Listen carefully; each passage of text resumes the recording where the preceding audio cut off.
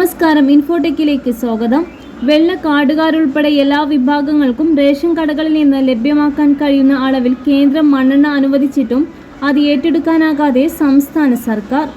Oil കമ്പനികളിൽ നിന്നും മണ്ണെണ്ണ റേഷൻ കടകളിൽ എത്തിക്കുന്ന കരാറുകാർക്ക് അധികമായി നൽകേണ്ട തുക അനുവദിക്കുന്നതിൽ നിന്ന് ധനവകുപ്പ് തീരുമാനമെടുക്കാത്തതാണ് കാരണം. കേന്ദ്ര പെട്രോളിയം മന്ത്രാലയം 5676 കിലോ ലിറ്റർ മണ്ണെണ്ണയാണ് കേരളത്തിന് അനുവദിച്ചത്. ഇതോടെ 2 വർഷത്തിന് ശേഷം എല്ലാ കാർഡുകാർക്കും മണ്ണെണ്ണ ലഭ്യമാകുന്ന അവസരമാണ് കൈവന്നത്.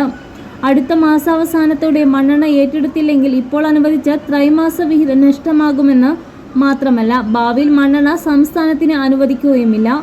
നിലവിൽ അനുവദിച്ചു വരുന്ന കണക്കിൽ ഏപ്രിൽ മുതൽ ജൂൺ വരെയുള്ള ആദ്യ ക്വാർട്ടറിലേക്ക് കേരളത്തിലുള്ള മണ്ണെണ്ണ അലോട്ട്മെന്റ് 780 കിലോ ലിറ്റർ മാത്രമാണ്. ഇപ്പോൾ അനുവദിച്ചത് 4896 കിലോ ലിറ്റർ കൂടുതൽ. റേഷൻ മണ്ണെണ്ണ വിഹിതം കുറഞ്ഞതോടെ വിതരണക്കാരെല്ലാം രംഗം വിട്ടിരുന്നു. ആദ്യത്തെ 40 കിലോമീറ്റർ ദൂരം മണ്ണെണ്ണയുമായി പോകാൻ കരാറുകാർക്ക് 325 രൂപയാണ് നൽകിയിരുന്നത്.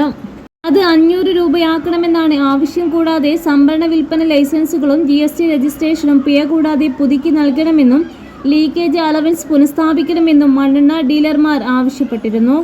കമ്മീഷൻ കൂടുതൽ വേണമെന്ന് റേഷൻ വ്യാപാരികളും ആവശ്യപ്പെടുന്നു.